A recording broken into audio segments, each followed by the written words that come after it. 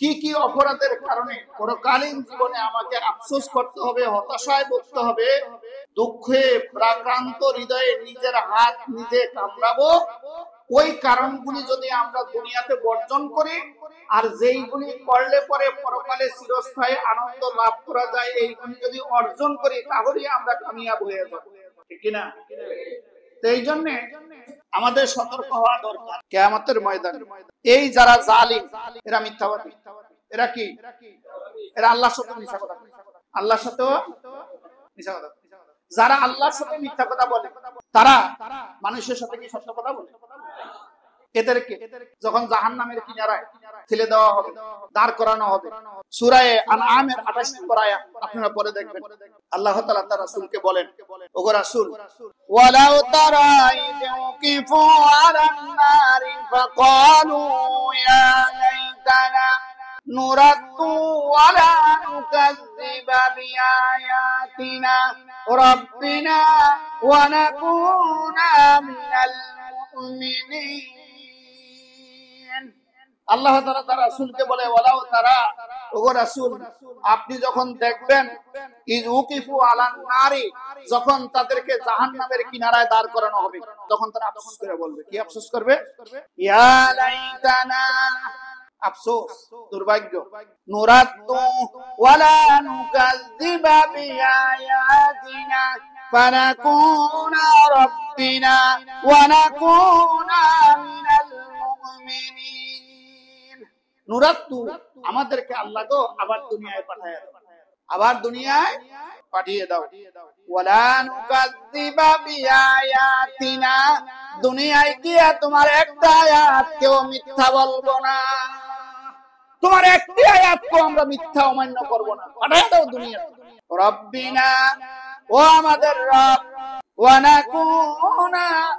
নাকুনা মিনাল মুমিনিন, আর দুনিয়ায় যদি আমাদেরকে পাঠিয়ে দাও পাক্কা সচ্চা ঈমানদার হয়ে যাব, মুমিন হয়ে যাব।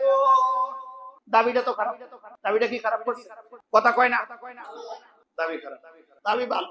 যদি আবার পাঠিয়ে দাও, দুনিয়াতে যত তোমার কোরআনের যত বিরোধিতা করছি, তোমার আয়াতের যত বিরোধিতা করছি, আল্লাহ তোমার সার্বভৌমত্বের যত বিরোধিতা করেছি, তোমার জাত সিফাত, তোমার ইজ্জত, তোমার কুদরতে যত আঘাত দিয়েছি, পাঠিয়ে দাও। এইবার গিয়া সব সাচ্চা মুসলমান হয়ে যাবে। আচ্ছা, আল্লাহর কাছে কি বর্তমান ভবিষ্যৎ অতীত আছে? এটা বলে খালি আন্দাজে। দুনিয়ার মানুষের কাছে বর্তমান ভবিষ্যৎ অতীত, ইহকাল পরকাল, সকাল বিকাল এগুলি আছে, ঠিক না? আল্লাহর কাছে কি এগুলি আছে? আল্লাহর কাছে সব বর্তমান। এই দুষ্টটা দুনিয়াতে কি কাজ করছে, পাঠায়া দিলে কি কাজ করবে এটা মনে হয় আল্লাহ জানে না।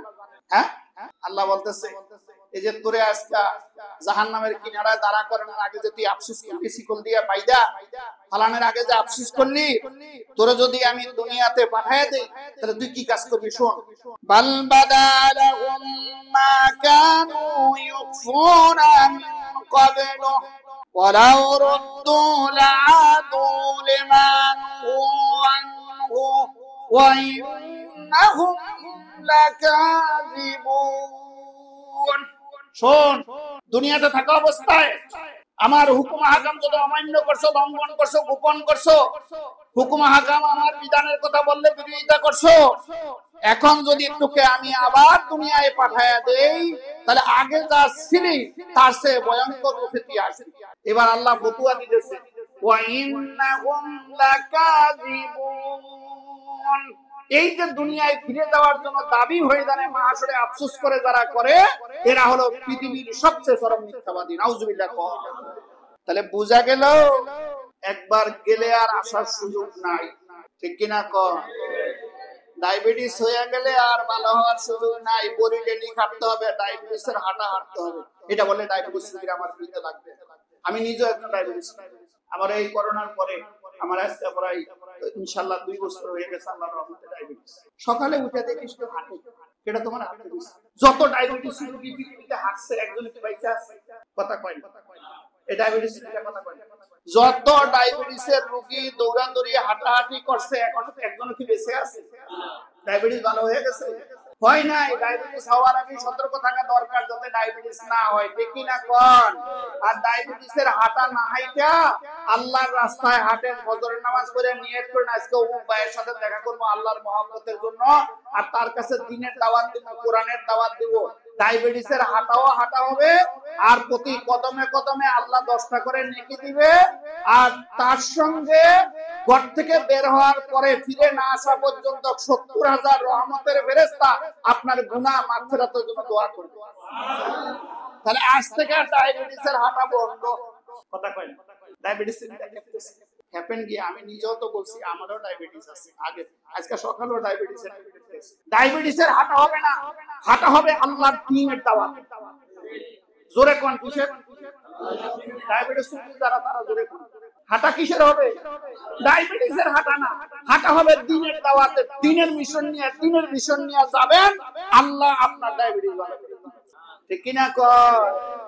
আবার আমাদের দেশে কয় হুজুর ডাক্তারে গরু গোশ খাইতে না করছে, খাসির গোশ খাইতে না করছে, খালি ছাগল আর গরুর মতো এই কাঁঠাল পাতা এই ভেজিটেবল খাইতে। আচ্ছা আপনাদেরকে আমি এবার জিজ্ঞাসা করি, আপনারা আমার এই কথা বাসায় গিয়ে চিন্তা করবেন, এখন হানা বলার দরকার নেই। আমরা নয়তো গরুর গোশ খাইছি, ছাগলের গোশ খাইছি, কি এই মুরগির গোশ খাইছি, এই জন্য আমার শরীরে চর্বি বাড়ছে। মাঠে ময়দানে যে ছাগলগুলি সারা আজীবন ঘাস খাইলো, এই ছাগলে এত চর্বি কোত্থেকে আসে? কথা কয় না। ছাগল কি গাড়ি দিয়ে চলছিল না মাঠে দৌড়াদৌড়ি করছিল? মাঠে ময়দানে যে গরুগুলি সারা এরা যে সরে ঘাস খাইছিল, এর শরীরে এত চর্বি কোত্থেকে আসছিল? আসলে এগুলি ছাগল যে এত ঘাস খাইছে, 13 বছরের পরে ছাগল বাঁচে না। গরু যে এত এই ঘাস খাইছে, 22 বছরের পরে গরু বাঁচে না। কথা বুঝাইতে পারি নাই? আর মানুষ 100 বছর 150 বছরও বাঁচে। আসলে আল্লাহ যাকে যেইভাবে সৃষ্টি করেছেন, খাবেন, মধ্যম পন্থা অবলম্বন করে বেশি বেশি ইবাদত করবেন, আল্লাহ পাক আপনাকে সুস্থ রাখবে। মানুষ 1 ঘন্টা হাঁটলে তার যে শরীরের এনার্জি লস হয়, 10 মিনিট আল্লাহর দরবারে সিজদায় পড়ে থাকলে তার চেয়ে বেশি এনার্জি লস হয়। সুবহানাল্লাহ। তাহলে বেশি হাঁটাহাঁটি না করে ওই সময়টা লম্বা লম্বা সিজদা দিবেন, লম্বা লম্বা রুকু করবেন, লম্বা লম্বা কিরাত করবেন, বেশি বেশি তাসবিহ পড়বেন। হাঁটলেও মরণ হবে, তাসবিহ পড়লেও মরণ হবে। এই তাসবিহ পড়ায় আপনি কামিয়াব হয়ে যাবেন। হাঁটার মধ্যে খামাখা কতগুলি গাম জড়াই। কথা কি বুঝাইতে পারছি? রাগ করছেন করেন। এরপরে কিয়ামতের ময়দানে আল্লাহ তাআলা, আগেই বলছি, আল্লাহ নিজের জন্য জানেন কি হারাম করছেন। এই তো বুঝলা গেছে কি ওয়াজ করলাম কালকে, সারা বসে আয়াতগুলি লেখছি, মুখস্থ করছি, এত কষ্ট করে তাফসীর করে বলতেছি, এতক্ষণ পড়াইলাম, এখনই বুঝলা গেছে। আর আপনারা ছেলে মেয়ে লেখাপড়া না পারলে তাদেরকে দমকার।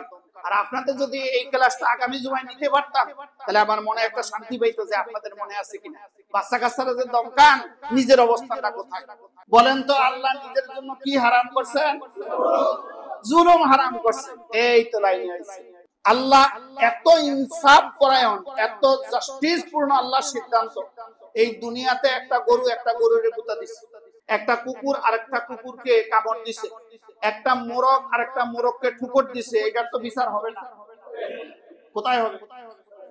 হাসরের দিন হবে। আল্লাহু আকবার কইলেন। সমস্ত মাখলুকাতকে আল্লাহ পাক হাসরের ময়দানে তুলবেন। একটা গরু যদি একটা গরুকে অন্যায়ভাবে গুতা দিয়ে থাকে, আল্লাহ বলবেন যে আজকে তুমি তাকে একটা গুতা দিয়ে দাও।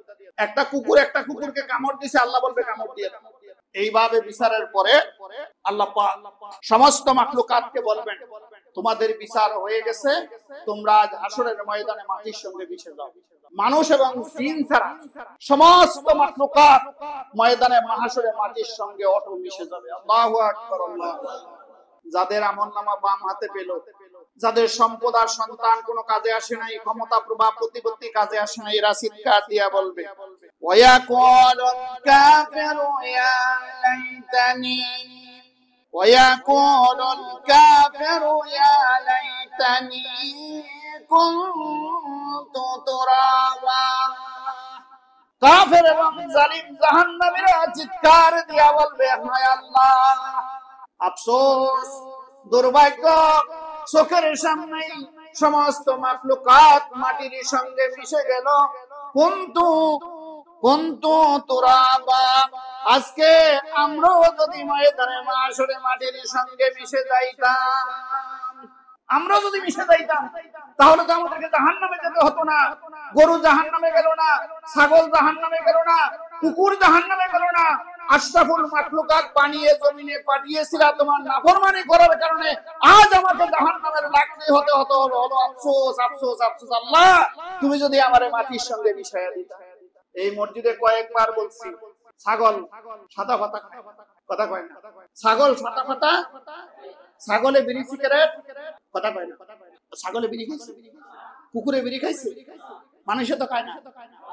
তাহলে যারা খায় তাকে মর্যাদা কোথায়? এবার আসে, ছাগল জাহান্নামে যাবে, কুকুর জাহান্নামে যাবে, হ্যাঁ? আরে মানুষ, ওরে মানুষ, আশরাফুল মাখলুকাত বানাইলো, এত জ্ঞান বুদ্ধি দিল, তুমি জাহান্নামের লাকড়ি হইবা। তোমার সে দুর্ভাগা হতভাগা কপাল পুরো আর কেউ হতে পারে না, ঠিক কিনা কর? আল্লাহ জাহান্নামে যাইতে চাই না, তুমি আমাদেরকে জাহান্নামে নিও না।